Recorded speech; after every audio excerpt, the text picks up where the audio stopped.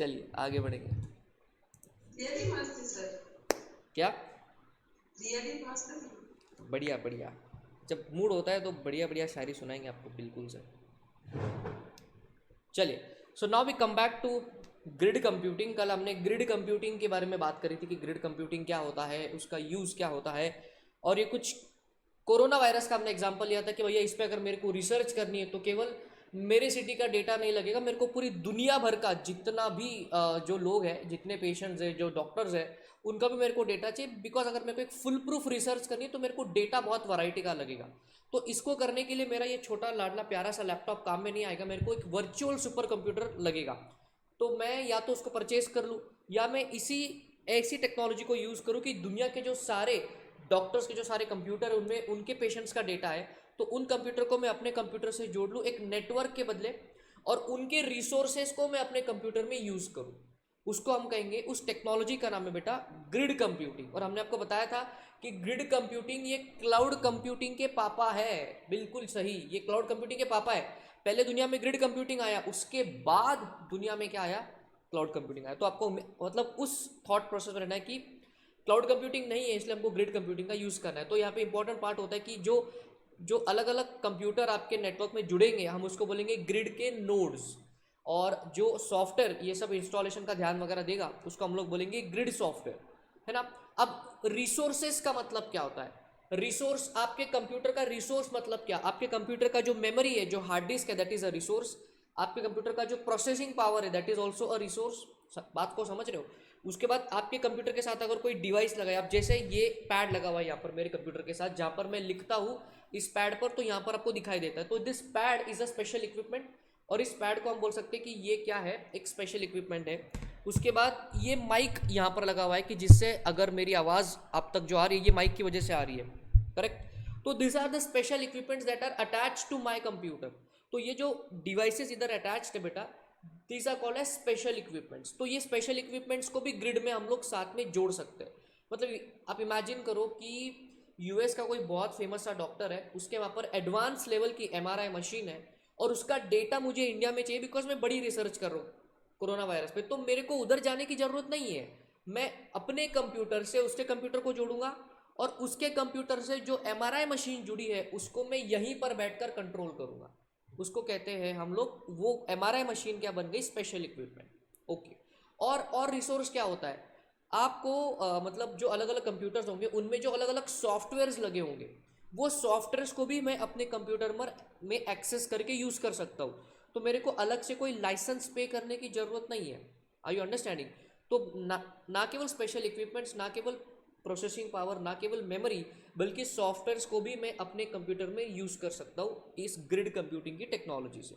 But जितना यह आसान दिखता है उतना आसान है नहीं, बिकॉज इसको सेटअप करने की बहुत बड़ी कॉस्ट आती है। तो हमने आपको कल बताया था कि ग्रिड कंप्यूटिंग का यूज़ आपको तभी करना है जब आपका टास्क बहुत बड़ा है और कॉम्प्लेक्स है, and you really need a super computer for this. So आप एक वर्चुअल सुपर कंप्यूटर बना सकते हो अपने कंप्यूटर को इस ग्रिड के टेक्नोलॉजी को यूज़ करके। अब हमको बेसिकली ऐसे चार आंसर करना है। सबसे पहले हमको करना है कि what are the benefits of grid computing, फिर हमको करना है कि what are the resources use in grid computing, फिर what are the application areas of grid computing, और लास्ट में हम करेंगे कि what are the security concerns in grid computing.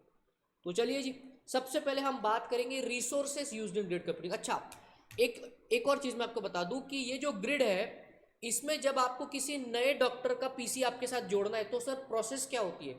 आपको क्या करना पड़ेगा? वो जो ग्रिड सॉफ्टवेयर है आपका, उसका एक छोटा सा क्लाइंट कॉपी होता है। एक होता है मास्टर कॉपी, एक होता है क्लाइंट कॉपी। वो क्लाइंट कॉपी उस कंप्यूटर, आप उसको मेल कर दोगे अपने कंप्यूटर में, वो उस क्लाइंट कॉपी को डाउनलोड करेगा। तो वो जो सॉफ्टवेयर उधर जाके बैठेगा, वो क्लाइंट कॉपी और अपना मास्टर कॉपी अब एक प्लेटफॉर्म पर आ गए। मतलब now the communication can happen. फिर हम उस कंप्यूटर वाले को एक लॉगिन आईडी पासवर्ड दे देंगे। तो जब उसका कंप्यूटर आइडल होगा, आइडल मतलब उस पर कोई काम नहीं चल रहा होता है, वो उसका बटन ऑन कर देगा, लॉगिन आईडी पासवर्ड डाल देगा ग्रिड के सॉफ्टवेयर का, और इंटरनेट से उसको जोड़ देगा ताकि हम लोग कनेक्शन में रहे, और फिर उसके रिसोर्सेज को मैं अपने कंप्यूटर में यूज कर सकता हूँ। So this is how the overall architecture of grid computing works. तो सबसे पहला बेटा आंसर हम जो करेंगे that would be the concept of types of resources used in grid. कौन से टाइप के रिसोर्सेज को हम ग्रिड में यूज़ कर सकते हैं, types of resources using grid, मतलब बेसिकली वो जो हमने आर्किटेक्चर बनाया उसमें हम सामने वाले कंप्यूटर का क्या क्या ले सकते हैं, उसके कॉम्प्रिहेंसिव सी लिस्ट है आपके सामने। सबसे पहला है ऑप्शन कंप्यूटेशन। कंप्यूटेशन से यहाँ पर हमारा मतलब है प्रोसेसर, मतलब मैंने आपको बताया कि मेरे कंप्यूटर का जो प्रोसेसर है वो कौन सा है, Intel core i5 10th generation, ये मेरे यहाँ का जो है कंप्यूटर का प्रोसेसर। लेकिन इससे तो मेरा काम बनेगा नहीं, तो मैंने अगर सारे जो डॉक्टर्स हैं उन सभी का अगर कंप्यूटर मेरे कंप्यूटर से जोड़ दिया तो हो सकता है कि मेरा कोर i1000 हो जाए, कोर i5 के जगह कोर i1000 हो जाए, तो प्रोसेसिंग पावर मल्टीप्लिकेशन से मेरी बढ़ जाएगी, तो बड़े से बड़ा टास्क चुटकियों में प्रोसेस हो जाएगा। Are you understanding? बिकॉज अगर आपका प्रोसेसर ही कमज़ोर है तो भैया कंप्यूटर में मज़ा नहीं आएगा, कंप्यूटर लैग करेगा आपका। मतलब आपका जो प्रोसेसर है दिमाग के जैसा होता है, अगर दिमाग ठीक से काम नहीं कर रहा तो आपकी एक्टिविटी कैसी होगी, बिल्कुल लेम सी होगी आपकी एक्टिविटी इस हिसाब से। तो कंप्यूटेशन का यहाँ पर मतलब है प्रोसेसर, तो यहाँ पर हम लिख देंगे प्रोसेसर आपकी अंडरस्टैंडिंग के लिए। और आपको एग्जाम में बेटे कंप्यूटेशन यही वर्ड लिखना है, ठीक है। ये देखिए, the most common resource is computing cycles provided by the processors of the machine on the grid, where processors can vary in speed, architecture, software platform and other associated factors such as memory, storage and connectivity. अब आप बोलोगे sir मेरे पास core i5 है, मैंने किसी mister गजोदर भैया जो हमारे एक फेमस से डॉक्टर है, अगर उनका कंप्यूटर हमने ग्रिड में जोड़ा है तो हो सकता है कि वो पुराने ज़माने का इंटेल का पेंटियम प्रोसेसर यूज़ करते हो, तो वो प्रोसेसर को भी हम यहाँ पर जोड़ सकते हैं। तो उसकी प्रोसेसिंग साइकिल अलग है, मेरी प्रोसेसिंग साइकिल अलग है, लेकिन फिर भी ग्रिड सॉफ्टवेयर की वजह से वो मैच कर जाएगा और मेरी पावर में कुछ तो बढ़ोतरी डेफिनेटली होने वाली है। तो computation is one of the resource that can be used in grid. अगली बात है बेटे storage. Sir what is the meaning of the term storage? Storage मतलब मेमोरी, बहुत ही सिंपल, स्टोरेज मतलब मेमोरी। अब सारा डेटा मुझे कहीं ना कहीं तो स्टोर करना पड़ेगा ना, तो आपके मन में ऑब्वियस सा सवाल आएगा कि सर क्लाउड पे स्टोर कर दो ना। बेटा क्लाउड दुनिया में है ही नहीं, जब हम ग्रिड पढ़ रहे हैं हमको क्लाउड को दुनिया आपको दिमाग से निकाल देना है, तो मेरे पास इतना स्टोरेज स्पेस नहीं है। और क्लाउड कंप्यूटिंग ये रीसेंट डेवलपमेंट है, मतलब पिछले 20 से 25 सालों में क्लाउड कंप्यूटिंग का बड़ा क्रेज हुआ है, लेकिन उसके पहले ग्रिड ही चलता था। तो ये उस टाइम पे hard disk, external hard disk, ये स्टोरेज ऐसा कोई ऐसा इजीली अवेलेबल नहीं होता था। जो आपके कंप्यूटर के साथ है उसी में आपको समाधान मानना पड़ता था, लेकिन आज का ज़माना बदल गया। तो स्टोरेज मतलब मेमोरी। जितने भी सारे पीसी को मैंने अपने कंप्यूटर में जोड़ रखा है उन सभी के पीसी पर मैं डेटा को लोड करूँगा। मतलब अगर कोई पाकिस्तान का डॉक्टर है, हाजी मियाँ कोई डॉक्टर है वहाँ का, तो वहाँ का जो डेटा है मैं अपने कंप्यूटर में सिर्फ प्रोसेसिंग के लिए लूँगा। जब प्रोसेसिंग और रिसर्च कंप्लीट हो जाएगा मैं वापस ये डेटा वहीं रख दूंगा। उसके बाद कोई भूटान से डॉक्टर है, नेपाल से है, श्रीलंका से, ऊपर रशिया से है, बात समझ रहे हो, यूरोप से है, मिडल ईस्ट से है, तो उन सभी का डेटा मैं उन्हीं के कंप्यूटर में रखूँगा, लेकिन काम मैं अपने कंप्यूटर में करूँगा। तो स्टोरेज मतलब उन कंप्यूटर्स की जो मेमोरी है। अब मेमोरी दो तरह की होती है, आपकी हार्ड डिस्क वाली मेमोरी और आपका रैम भी एक मेमोरी है, तो दोनों को मैं यहाँ पर यूज़ करूँगा। So storage is that part. Sir what about communication? What do you have to say on the concept of communication? देखिए, communications within the grid are important for sending jobs and their required data to points within the grid. The bandwidth available for such communication can often be a critical resource that can limit the utilization of grid. अब यहाँ पर कुछ शब्दों का आपको meaning समझना है। सबसे पहले कम्युनिकेशन से यहाँ पर मतलब है हमारे बीच में जो नेटवर्क है उस कम्युनिकेशन की बात हो रही है। अगर मेरे रिसर्च में मुझे किसी डॉक्टर का ओपिनियन चाहिए, मेरे पास डेटा पाकिस्तान का है लेकिन मेरे को यूएस के डॉक्टर का ओपिनियन चाहिए, तो क्या करूं मैं, डेटा यहाँ से उठा के मैं उसके कंप्यूटर को सेंड कर दूंगा, बिकॉज उसका कंप्यूटर आज भी मेरे ग्रिड में जुड़ा हुआ है। तो मैं बोलूँगा भैया डॉक्टर जो सैन फ्रांसिस्को या कैलिफोर्निया में बैठा हुआ है उसको बोलूँगा एक काम करो, वो जो मैंने डेटा तुमको भेजा है उस पर जरा अपना ओपिनियन बताओ। तो ये कम्युनिकेशन की टेक्नोलॉजी भी रिसोर्स में एक रिसोर्स है आपके ग्रिड में। अब एक वर्ड है यहाँ पर, उसका मीनिंग मैं आपसे चाहता हूँ, आप मुझे बताना what is the meaning of this word bandwidth. Bandwidth का मीनिंग क्या होता है, कुछ बता सकते हो आप? Network range. नेटवर्क रेंज, एक बच्चा बोल रहा है सर नेटवर्क रेंज। अच्छा, और बताइए। एक मिनट रुकना, बस मैं पानी का ग्लास लेके आता हूँ।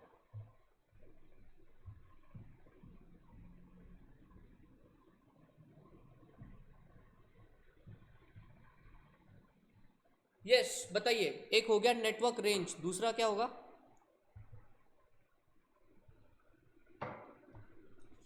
मैं सुन रहा हूँ। चलिए आप नाम लेके बुलाएंगे, मेरा बच्चा तो ऐसा बोलता है नहीं, है ना।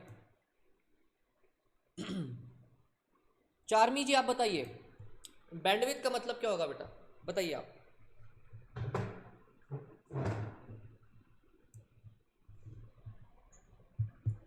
Data transfer. Data transfer, okay. Basically आपको बता दूं बैंडविड्थ का मतलब क्या होता है, आपके नेटवर्क की कैपेसिटी कितनी है डेटा को लेकर जाने की। देखिए आपने ऐसा सुना होगा 4 lane highway, 6 lane highway, 8 lens का हाईवे। तो जितनी आपकी नेटवर्क की कैपेसिटी ज़्यादा है उतना तेज़ी से डेटा फ्लो होगा। 4G 2G 3G में क्या फ़र्क है? It is the bandwidth, it is the capacity of the network to carry data. तो यहाँ पर ये वही बोल रहे हैं कि जितनी अच्छी बैंडविड्थ होगी उतना इमीडिएटली और अच्छे तरीके से जो डेटा है बेटा वो फ्लो हो जाएगा। तो communication is one of the resource used in grid. फिर आपके सामने मैंने इसकी भी बात करी थी सॉफ्टवेयर एंड लाइसेंसेस की। मैंने क्या बताया था आपको कि आपको हर सॉफ्टवेयर खुद परचेस करने की जरूरत नहीं है, वो सामने वाले के पास जो सॉफ्टवेयर है ना वो आप यूज करो। यहाँ पर लाइसेंस उसके कंप्यूटर में है, आप नेटवर्क के थ्रू उसको यहाँ पर यूज कर सकते हो। वही लिखा हुआ है कि लाइसेंसेस को हम यहाँ पर शेयर कर सकते हैं, अलग से कोई खर्चा करने की आपको जरूरत नहीं है। देखिए क्या लिखा हुआ इधर, the grid may have software install that may too expensive to install on every grid machine, so it is better that you share it. और ऐसा पॉसिबल है ग्रिड में, बिकॉज जब रिसोर्स शेयर हो सकता है, हार्डवेयर शेयर हो सकता है, तो सॉफ्टवेयर तो हो ही सकता है। बड़ी सिंपल सी बात है। स्पेशल इक्विपमेंट की अगर आपको याद है तो मैंने बात करी थी, special equipment capacities architectures and policies, इसको रीड करेंगे और समझेंगे। Platforms on grid will often have different architectures, operating system, devices, capacities and equipment. Each of these items represent a different kind of resource that the grid can use as criteria for assigning jobs to machine. For example, some machines may be designated to only use for medical research. जो हम example ले रहे हैं बेटा वही बात है, medical research. तो वो डॉक्टर के वहाँ पे, यूएस के डॉक्टर के वहाँ पे एडवांस एमआरआई स्कैनर लगा है, तो मैं अपने कंप्यूटर से उसको वहाँ पर यूज़ करूँगा। हो सकता है कि रशिया के कोई डॉक्टर के पास कोई ऐसी लेज़र की टेक्नोलॉजी हो, कोई ऐसी थेरेपी उसने डेवलप करी हो कि जिससे हम कोरोना वायरस, वो जैसे मिस्टर इंडिया लाल रंग में दिखता है, हो सकता है कि उसके पास कोई ऐसी लेज़र की टेक्नोलॉजी हो कि जिसमें लाल रंग डालने से कोरोना वायरस भी आपको दिखने लगे। ये ऐसी मैंने एग्जाम्पल लिया था, कोरोना वायरस को दिखना इम्पॉसिबल है बट एग्जाम्पल ले लो। तो उसके इक्विपमेंट का डेटा हम यहाँ पर यूज़ कर सकते हैं, या प्रैक्टिकली उसका डेटा इक्विपमेंट उधर चलेगा, मैं कंट्रोल उसको यहाँ से करूँगा। तो स्पेशल इक्विपमेंट भी आप ग्रिड में क्या कर सकते हो, यूज़ कर सकते हो। That is that point. तो एग्जाम के एंगल से आपको याद रखना है कि रिसोर्सेस क्या क्या यूज़ हो सकते हैं ग्रिड में। तो आपको क्या करना है, बहुत ज़्यादा सोचने की जरूरत नहीं है। अपने कंप्यूटर को देखो और देखो, अच्छा मेरे कंप्यूटर में मेमोरी है तो storage is a resource in grid. अच्छा मेरे कंप्यूटर में प्रोसेसर भी है तो कम्युनिकेशन, वो कंप्यूटेशन वाला पार्ट हो जाएगा। मेरे यहाँ पर रेंज भी आ रही है, ये नेटवर्क से जुड़ा है, तो ये जो कम्युनिकेशन वाला पार्ट है वो भी आ जाएगा। मेरे यहाँ पर एंटीवायरस सॉफ्टवेयर है, कोई स्पेशल टाइप का सॉफ्टवेयर, तो सॉफ्टवेयर लाइसेंसेस वाला पार्ट आ जाएगा। और मेरे कंप्यूटर का अगर प्रिंटर जुड़ा है, अलग अलग डिवाइसेज यहाँ पर जुड़े हुए हैं, तो special equipment will also be used into the grid वाला पार्ट। तो ये था answer, types of resources that are used in grid. अब ये एप्लीकेशन एरियाज के आंसर करेंगे, जो कि बहुत ही सिंपल सा आंसर है। What are the application areas of grid computing. इसकी एग्जाम में थियोरी क्वेश्चन आने की संभावना बहुत नेग्लिजिबल है, ये बहुत ज़्यादा इंपॉर्टेंट बन जाता है एमसीक्यू के एंगल से। इस पर कई बार ऐसे छोटे छोटे एमसीक्यू पूछा हुआ है और बच्चा नॉर्मली इस चीज़ को इग्नोर करता है, इसको बोलता है इसको रीड ही नहीं करना है, इसको रीड नहीं करो, इंस्टीट्यूट उधर ही तेरे को सवाल पूछेगा। तो देखिए कौन कौन से वो एरिया है जहां पर ग्रिड कंप्यूटिंग का यूज किया जाता है। सबसे पहले civil engineers collaborate to design, execute and analyse shake table experiments. तो बेसिकली ये बिल्डिंग के रिलेटेड एक शेक टेबल एक्सपेरिमेंट होता है, तो उस केस में सिविल इंजीनियर्स इसका यूज करते हैं। आज के ज़माने में ग्रिड कोई नहीं यूज कर रहा, आज के ज़माने में सब क्लाउड कंप्यूटिंग पर शिफ्ट हो चुके हैं, लेकिन हम उस टाइम की बात कर रहे हैं बेटा जब क्लाउड कंप्यूटिंग नहीं था, तब कहाँ कहाँ इसका इस्तेमाल किया जाता था। तो सिविल इंजीनियर इसका इस्तेमाल करते हैं, इंश्योरेंस कंपनी इसका जो है वो इस्तेमाल करती है। सर इंश्योरेंस कंपनी क्यों इस्तेमाल करती है? बेटा इमेजिन करो तुम LIC हो, तुम SBI लाइफ इंश्योरेंस कंपनी हो, तुम्हारे लाखों करोड़ों कस्टमर है ना, लाखों करोड़ों कस्टमर है तुम्हारे। अब इस केस में जो क्लेम तुमको आना है, अगर कस्टमर तुम्हारे पे क्लेम डाला तो इट मीन्स ये तुम्हारे साइड का एक्सपेंडिचर हो गया। और अकाउंटिंग का कॉन्सेप्ट क्या कहता है कि जो फ्यूचर का प्रोबेबल हमको एक्सपेंडिचर होने वाला है उसकी प्रोविजन आपको आज ही करनी चाहिए। तो आपने एक्चुरियल साइंस का नाम सुना है? Actuarial science, have you heard about this thing called as actuarial science? Yes, sir.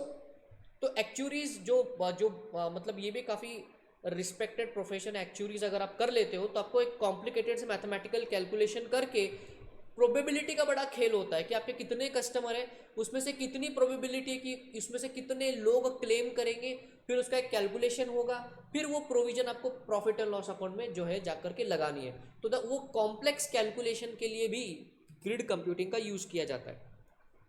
आगे, an application service provider offloads excess load to a compute cycle provider। इसका क्या मतलब है? who is an application service provider? Example लेता हूँ, समझ में आएगा।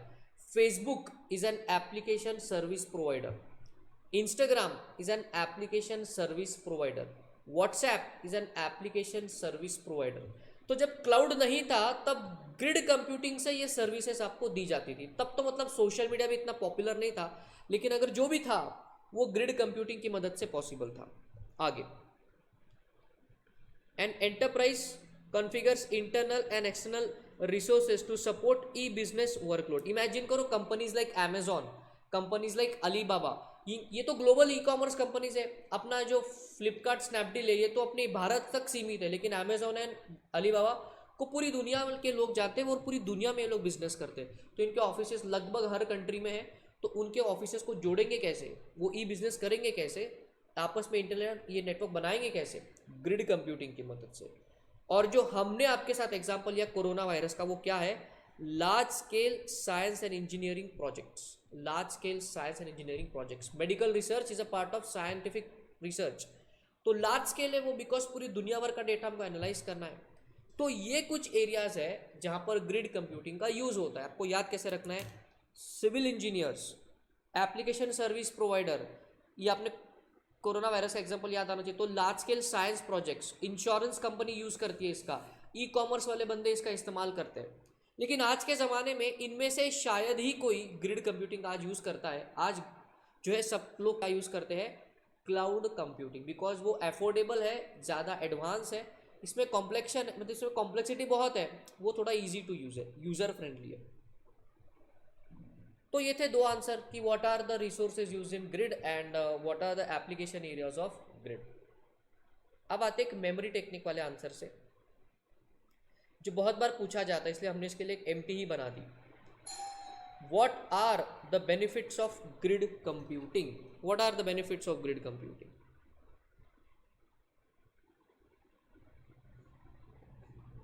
Just give me 1 second.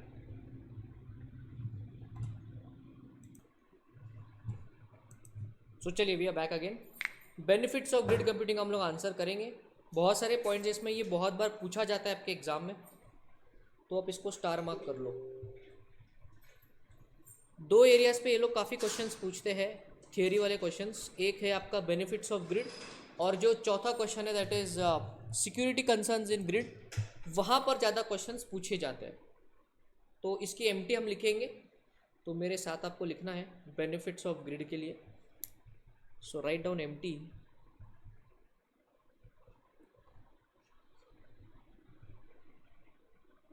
चलिए इसको लिखेंगे।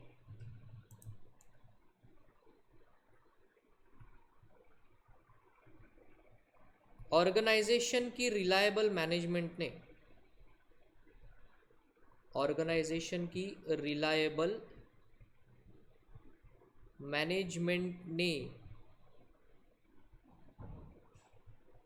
पैरेलल सीपीयू को एक्सेस करके, पैरेलल सीपीयू को एक्सेस करके, पैरेलल सीपीयू को एक्सेस करके रिसोर्सेस को बैलेंस किया। पैरेलल सीपीयू को एक्सेस करके रिसोर्सेस को बैलेंस किया।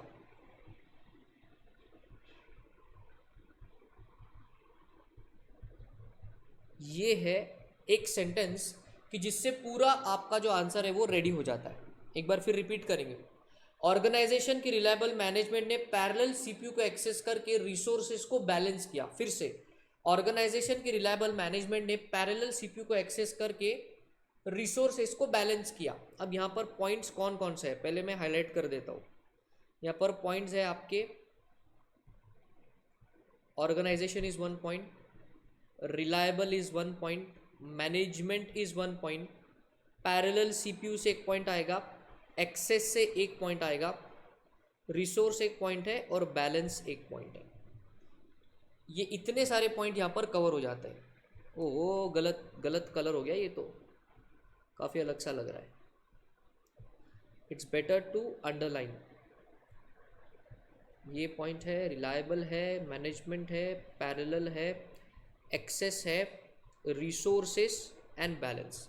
यहाँ पर आपके सारे पॉइंट्स कवर हो जाते हैं। एक बार फिर रिपीट करूंगा, this is the memory technique for benefits of grid computing, या दूसरी भाषा में कह लो एडवांटेजेस ऑफ ग्रिड कंप्यूटिंग। क्या क्या है? ऑर्गेनाइजेशन के रिलायबल मैनेजमेंट ने पैरेलल सीपीयू को एक्सेस करके रिसोर्सेज को बैलेंस किया। Now organisation stands for what? Organisation stands for virtual resources and virtual organisation for collaboration.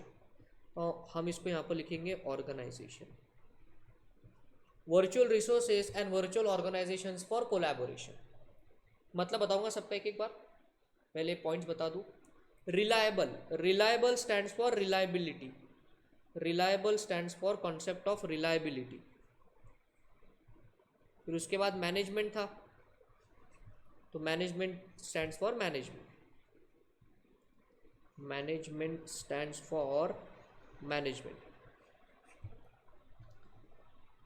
Organisation की रिलायबल मैनेजमेंट ने पैरेलल सीपीयू देखिए इधर ही है, सेम टू सेम वैसा ही है, पैरेलल सीपीयू को एक्सेस करके, access stands for access to additional resources, access to additional resources. फिर उसके बाद क्या था? पैरेलल सीपीयू को एक्सेस करके रिसोर्सेस को बैलेंस किया। तो रिसोर्सेस ये वाला है, making use of under utilise resources. Resource का यहां पर मीनिंग है making use of under utilise resources, और balance stands for resource balancing, balance stands for resource balancing, balance stands for resource balancing. तो देखिए बातों ही बातों में पूरा आंसर आपकी मेमोरी टेक्निक में कवर हो गया। इंपॉर्टेंट आंसर है, और जहां कहीं भी ऐसा हॉट फेवरेट आंसर होता है ना, उसके लिए हमने आपके लिए एमटी बनाई हुई है, डोंट वरी। तो एक बार रिपीट करेंगे, सारे बच्चे एक बार रिपीट करेंगे उसका एमटी क्या और उसके पॉइंट्स क्या। करिए रिपीट। ऑर्गेनाइजेशन की रिलायबल मैनेजमेंट है पैरेलल सीपीयू को एक्सेस करके रिसोर्सेज को बैलेंस किए। Organisation stands for virtual organisation and virtual resources for collaboration. Reliable stands for reliability, management stands for management, parallel CPU stands for parallel CPU capacity, access stands for access to additional resources, resources stands for making use of under utilise resources, and balance stands for resource balancing. चलिए अब इसका मतलब समझने का try करते हैं। Organisation, सबसे पहले बात हो रही है ऑर्गेनाइजेशन की। अब जैसे हमारी मेमोरी टेक्निक है उसी सीक्वेंस में आपने आंसर लिखा तो भी कोई दिक्कत नहीं, आपको पूरे मार्क्स मिलेंगे, नो डाउट इन दैट। सबसे पहला पॉइंट है ऑर्गेनाइजेशन। ग्रिड कंप्यूटिंग से आपका एक वर्चुअल ऑर्गेनाइजेशन क्रिएट होता है और वर्चुअल रिसोर्सेज आपस में जुड़ते हैं। जैसे मैंने आपको बताया कि कोरोना वायरस पे मैं रिसर्च कर रहा हूँ, तो इसके लिए मुझे कोई एक अलग सुपर कंप्यूटर लेने की जरूरत तो है नहीं, और मुझे बहुत लोगों को पैसा भी देने की जरूरत नहीं है, मतलब बहुत लोगों को काम पर रखने की भी जरूरत नहीं है। मेरे साथ दुनिया भर के डॉक्टर मिल करके काम कर रहे हैं, और ये एक ह्यूमन कॉज के लिए काम हो रहा है, तो इसमें एज सच कोई पैसा भी लगने वाला है नहीं, बिकॉज कोरोना वायरस एक ऐसा पेंडेमिक है कि जिसपे पूरी दुनिया के डॉक्टर फ्रीली काम करना चाहेंगे, बिकॉज ये ह्यूमैनिटी के लिए करेंगे, करेक्ट। लेकिन हम काम कैसे करेंगे? As one organisation, but in reality हम दुनिया के अलग अलग कोनों से बिलोंग करते हैं। तो हमारा जो ऑर्गेनाइजेशन जो एक साथ बनेंगे, हम लोग जो आएंगे उसको क्या बोलेंगे? Virtual organisation. और वर्चुअल रिसोर्सेज कैसे? एमआरआई मशीन यूएस में है, मैं तो इंडिया में हूँ, है ना, मैं तो महाराष्ट्र में बैठा हुआ हूँ, लेकिन यहाँ पर बैठकर मैं उसको यूज करूंगा, तो as if I am using that MRI machine in my own city, तो इसको बोलेंगे वर्चुअल रिसोर्सेज। क्या बोलेंगे इसको? Virtual resources. तो ऑर्गेनाइजेशन भी वर्चुअल है और आपके रिसोर्सेज भी वर्चुअल है। इन रियलिटी तो ये अलग अलग जोग्राफिकल लोकेशन पर है, बट वर्चुअल वर्ल्ड में हम एक दूसरे से कनेक्टेड है, एज वन ऑर्गेनाइजेशन हम काम कर रहे हैं। So that is that point. अगला benefit, reliable. What is the concept of reliable? Grid computing जो है इसकी सर्विस बहुत ही मजबूत होती है। ग्रिड कंप्यूटिंग जो है इसकी सर्विस बहुत ही मजबूत होती है। मतलब जैसे देखो क्लाउड कंप्यूटिंग में हमने जब फर्स्ट टाइम उसके कैरेक्टरिस्टिक्स करे थे, वहाँ पे एक फीचर आ रहा था रेसिलियंसी का, अगर आपको याद है। वो हमारे मेमोरी टेक्निक का नाम क्या था? Public relationship officer. वहाँ पर हमने पॉइंट देखा था रिलेशनशिप स्टैंड्स फॉर रेसिलियंसी। तो वहाँ पर मैंने आपको एग्जांपल दिया था कि रोबस्ट सर्विस, मजबूत सर्विस, कभी डाउन टाइम नहीं आएगा। तो रिलायबिलिटी होती है ग्रिड के आर्किटेक्चर में, बिकॉज बनाते वक्त आपको ग्रिड को वैसा बनाना है, तो आपको कभी डाउन टाइम नहीं मिलेगा, कोई टेक्नोलॉजिकल ग्लिच नहीं मिलेगा। ये फायदे होते हैं आपकी ग्रिड कंप्यूटिंग के।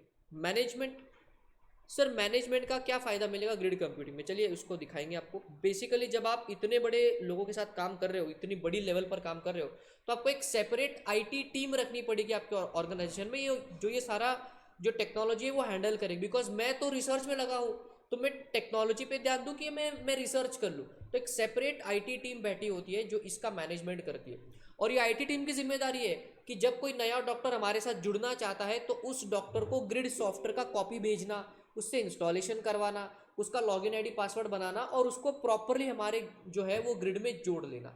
ये होता है मैनेजमेंट का part, that is that part. So management का बेनिफिट यहाँ पर मिलता है हमें। और क्या बेनिफिट मिलेगा sir? Parallel CPU. Parallel CPU, parallel CPU capacity का क्या मतलब है? देखिए मैंने आपको बताया मेरा है कोर i5, लेकिन जब मैं सबके साथ जुड़ जाऊंगा तो मेरी कैपेसिटी कितनी हो जाएगी? क्या एग्जांपल दिया था मैंने? कोर आई कितना हो जाएगा मेरा? 1000, करेक्ट। तो पैरेलली सारे सीपीयू एक साथ हम यूज कर सकते हैं।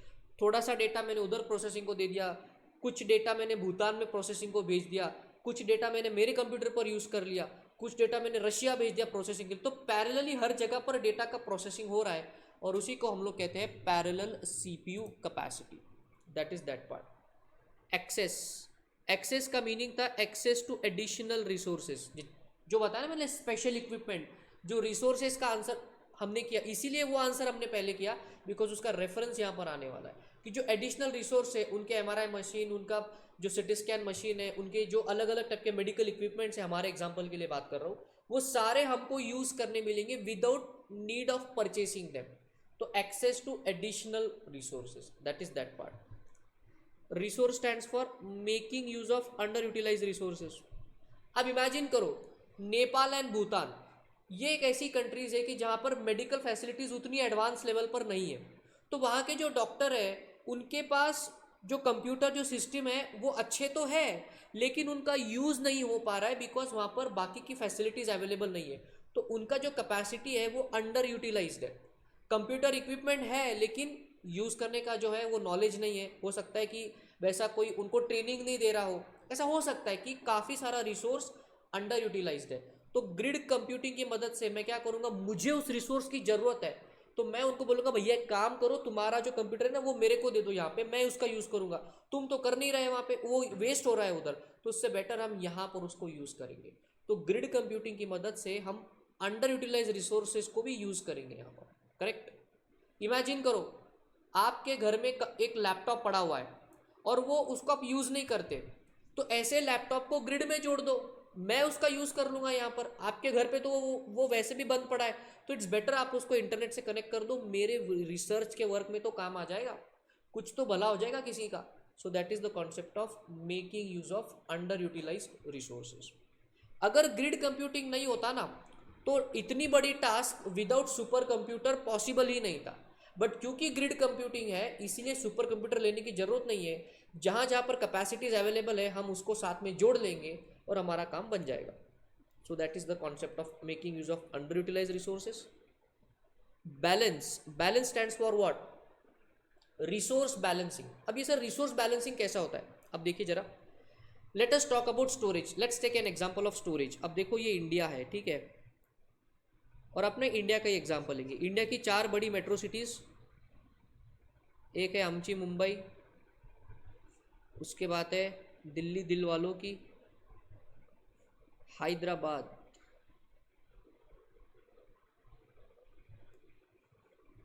Kolkata, Bangalore. These are the big 4 metro cities of India. इन सारे मेट्रो सिटी के सारे डॉक्टर्स के पास अच्छे अच्छे इक्विपमेंट्स है, मैंने उनके साथ जो है अपना उनका जो कंप्यूटर अपने ग्रिड में मैंने ले लिया, ठीक है। अब जो मुंबई में डॉक्टर्स है, अलग अलग डॉक्टर्स होंगे ना, उनके अपने अपने अलग अलग कंप्यूटर होंगे, तो किसी की हार्ड डिस्क होगी 250 GB की, किसी की हार्ड डिस्क होगी 1 TB की। यहाँ पर जो दिल्ली में डॉक्टर बैठे, हो सकता है कि उनकी 200 TB की हार्ड डिस्क हो, बिकॉज वहाँ तो ऑल इंडिया मेडिकल एसोसिएशन का हेड ऑफिस है, एम्स, आपने बहुत बार नाम सुना होगा। जब कभी भी कोई मंत्री संतरी बड़ा कोई ऐसा बीमार होता है, जैसे अरुण जेटली वगैरह, सुषमा स्वराज, ऐसे कोई बड़े लेवल का कैबिनेट मिनिस्टर जो है, उसको एक बहुत अच्छी मेडिकल फैसिलिटी देना होता है, तो उसको एम्स में ही एडमिट किया जाता है। तो वहाँ पे जो इंडिया की बेस्ट मेडिकल फैसिलिटीज अवेलेबल है, तो हमने इमेजिन करेंगे कि एम्स में 200 TB तक का डेटा की कैपेसिटी वाला जो है हार्ड डिस्क अवेलेबल है। तो अब ये अलग अलग टाइप के रिसोर्सेस है ना। मुझे सबकी ज़रूरत एक साथ नहीं है, मुझे सबकी ज़रूरत एक साथ नहीं है। मैं क्या करूँगा, पहले जो मुझसे नज़दीक है वो सारे वालों को मैं फिलअप करूँगा, उसके बाद यहाँ पर जाऊँगा, यहाँ पर जाऊँगा और यहाँ पर जाऊँगा। जब अगर लास्ट में ज़रूरत पड़ेगी तब हम इस बड़ी फैसिलिटी को यूज़ करेंगे। तो हम इसी को कहते हैं रिसोर्स बैलेंसिंग। जो रिसोर्स हमने ग्रिड में ले रखे हैं उनको हम जैसा यूज़ होगा उसको वाइजली यूज़ करेंगे, उसको हम लोग कहते हैं the concept of resource balancing. जैसे एग्जामिनेशन में 3 घंटे होते हैं, आप वो 3 घंटे आपके लिए रिसोर्स है, that time is a resource that is given to you and you make use of that very wisely. जैसे अगर मैं EISSM की बात करूँ तो मैं हमेशा कहता हूँ कि MCQ जो है वो आपको बिल्कुल स्टार्टिंग में नहीं सॉल्व करने चाहिए, आप MCQ पेपर के बीच में जाकर के सॉल्व करिए। मतलब पहला जो 1 घंटा होता है ना आपके पेपर का, उधर आपको एकदम पावर प्ले करना है, बिल्कुल कॉन्फिडेंट वाला आंसरिंग उधर करना है। फिर आपका जब हैंड थोड़ा सा लिख लिख के दुख जाएगा, उस केस में आपको फिर MCQ पर आना है, तो थोड़ा सा आपके लिए ब्रेक हो जाएगा और थोड़ा सा माहौल में चेंज भी हो जाएगा। तो ये होता है रिसोर्सेज को बैलेंस करके यूज़ करना, करेक्ट। तो इसी लॉजिक से ग्रिड कंप्यूटिंग में भी जो रिसोर्स हमको मिलते हैं हम उसको अपनी तरह रिक्वायरमेंट के अनुसार बैलेंस वे में यूज़ कर सकते हैं। तो ये बेनिफिट हमको ग्रिड कंप्यूटिंग का मिलता है। और यहाँ पर आपका टोटल ये लगभग 7 पॉइंट्स का आंसर है वो ख़त्म होता है। So what is the memory technique of grid, मैं रिपीट करूँगा विथ पॉइंट्स। ऑर्गेनाइजेशन की रिलायबल मैनेजमेंट ने पैरेलल CPU को एक्सेस करके रिसोर्सेज को बैलेंस किया। Organisation stands for virtual organisation and virtual resources for collaboration. Reliable stands for reliability, management stands for management, parallel CPU stands for parallel CPU capacity, access stands for access to additional resources, resource stands for making use of underutilized resources and balance stands for what? बताइए आप, balance stands for resource balance। तो ये बेटा answer है। अब बच्चों के मन में सवाल आता है कि सर एग्जाम में क्या हमको एग्जैक्ट यही वर्डिंग लिखना है क्या? Understand, this is not 11th-12th का एग्जामिनेशन, ये प्रोफेशनल लेवल के एग्जाम है। यहाँ पर आपको अपने वर्ड्स में आंसर लिखना है, ठीक है ना। लेकिन जहाँ पर ऐसे सब हेडिंग वाला आंसर आता है कि कुछ हेडिंग है और उसके अंदर का मसाला है, तो उस केस में ये जो मसाला है ये आपको एक बार रीडिंग से आएगा, फिर हमने जब आपको कॉन्सेप्ट एक्सप्लेन किया उससे भी आप उसको इमेजिन करके भी आप आराम से उसको लिख सकते हो। लेकिन हेडिंग में आपको गड़बड़ नहीं करनी है। और जब आप हेडिंग लिखते हो सब हेडिंग, उसमें मिनिमम 3 से 4 लाइन का आपको एक्सप्लेनेशन लिखना है। मैंने कई सारे बच्चों के पेपर्स देखे हुए और मेरा एक्सपीरियंस ये कहता है कि कई बार बच्चा क्या करता है, एक हेडिंग लिखेगा और उसका 1 लाइन में एक्सप्लेनेशन लिखेगा, हेडिंग लिखेगा 1 लाइन का एक्सप्लेनेशन लिखेगा। अरे वो आंसर पेपर कम डिक्शनरी ज़्यादा लगता है, ऐसा लगता है कि आपने वर्ड का मीनिंग लिखा है, बस उसको एक्सप्लेन तो करो।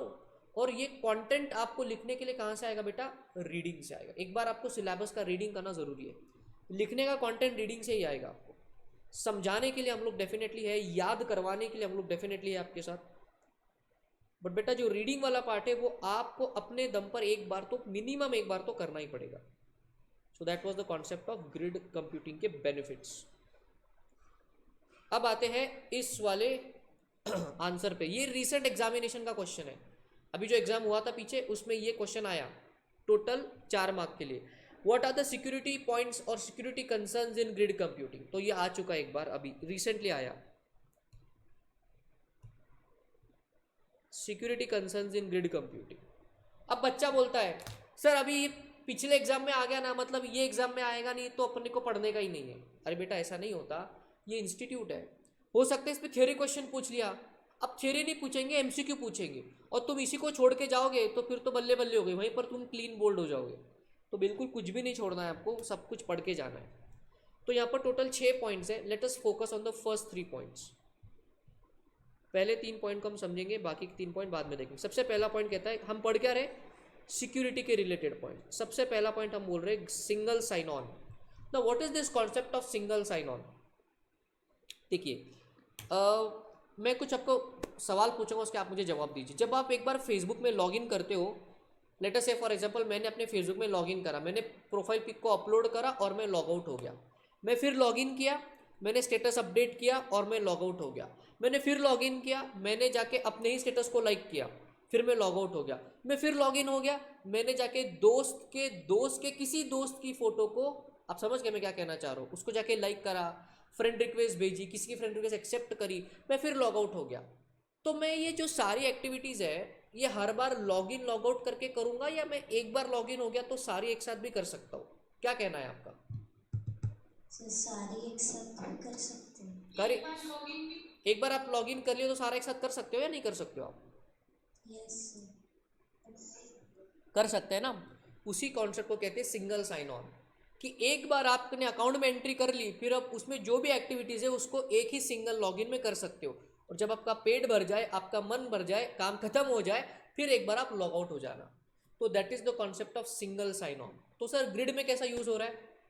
मैंने आपको बताया कि जो सामने वाला कंप्यूटर हम लोग अपने ग्रिड में लेंगे, उसको एक लॉगिन आईडी पासवर्ड दिया जाएगा। तो जब वो लॉगिन आईडी पासवर्ड से हमारे कंप्यूटर में, यहाँ पे अच्छे से देखो, हमारे कंप्यूटर में जब जुड़ जाएगा तो उसके कंप्यूटर में जो भी रिसोर्सेस है, उसका सीपीयू, उसका रैम, उसका हार्ड डिस्क, उसका कम्युनिकेशन, उसका सॉफ्टवेयर, उसका स्पेशल इक्विपमेंट, हम एक ही लॉगिन से पूरा यूज़ कर सकते हैं। बार बार लॉगिन लॉग आउट खेलने की आपको ज़रूरत नहीं है। That is the concept of single sign on. अगला कॉन्सेप्ट, प्रोटेक्शन ऑफ क्रेडेंशियल्स। मुझे लगता है ये आपको बताने की ज़रूरत नहीं है। User password, private keys etcetera should be protected. ID password हमेशा प्रोटेक्टेड होना चाहिए, नो डाउट अबाउट दैट। जब आप फेसबुक पर जो है, या जब कभी किसी साइट पर आप जा कर के पासवर्ड आपका लगाते हो तो वो इस हिसाब से आपको दिखता है, करेक्ट? हाँ या ना? तो बेसिकली ऐसा क्यों होता है? ये प्रोटेक्शन के लिए, ये प्रोटेक्शन के लिए। थर्ड पॉइंट, मतलब कितना हाई फंडू लिख दिया देखो इन्होंने इधर, interoperability with local security solution. ओ तेरी क्या है ये, कुछ समझ में नहीं आया सर, पल्ले नहीं पड़ रहा। Local security solution, interoperability with local security solution. Sir इससे क्या कहना चाह रहे हो? देखिए जरा इस थर्ड पॉइंट को, interoperability with local security solution. अब इमेजिन करना, मैं अपनी मेडिकल रिसर्च कर रहा हूँ यहाँ पर, और मैंने यहाँ पर क्या करा, यश का कंप्यूटर अपने ग्रिड में जोड़ा है मैंने, ठीक है, मैंने यश का कंप्यूटर अपने ग्रिड में जोड़ा, ओके फाइन। अब मेरे कंप्यूटर पर जो एंटीवायरस है उसका नाम है क्विक हील, और यश के जो कंप्यूटर में जो एंटीवायरस है उसका नाम है नेट प्रोटेक्टर। ये भी काफ़ी पॉपुलर सा एंटीवायरस सॉफ्टवेयर है, नेट प्रोटेक्टर। अब जब मैं अपने कंप्यूटर से उसके कंप्यूटर में जाकर के रिसोर्सेज को यूज़ करने जा रहा हूँ, तो वो नेट प्रोटेक्टर मेरे को ब्लॉक कर रहा है, वो नेट प्रोटेक्टर मेरे को ब्लॉक कर रहा है, बिकॉज उसका काम ही है कि बाहर से आने वाले अननोन कनेक्शन से कंप्यूटर को बचाना। तो interoperability with local security solution का ये मतलब है कि जब आप किसी दूसरे कंप्यूटर को अपने ग्रिड में जोड़ते हैं तो उसकी जो सिक्योरिटी है और आपकी जो सिक्योरिटी है, पहले इसको एक लेवल पर लेकर आओ। आपके कंप्यूटर में भी अलाउ का बटन दबा दो, उसके कंप्यूटर में भी जाके अलाउ का बटन दबा दो, तब जाके ये दोनों रास्ते खुल जाएंगे। मतलब इन दोनों के जो सिक्योरिटी सॉल्यूशंस है वो आपस में तालमेल बना के काम करेंगे। उसी को क्या बोला गया है? Interoperability with local security solution. EIS का यही मजा है कि इतना टेक्निकल वर्ड ये डालते हैं कि सिंपल जो चीज़ें हैं वो भी हार्ड लगने लगती है। तो इसलिए बेटा हमारा हमेशा ट्राई है कि आपको मतलब बता दें, बाकी जो याद आना है वो तो आ ही जाएगा। तो पहले 3 पॉइंट कौन से? Single sign on, protection of credentials and interoperability with local security solution.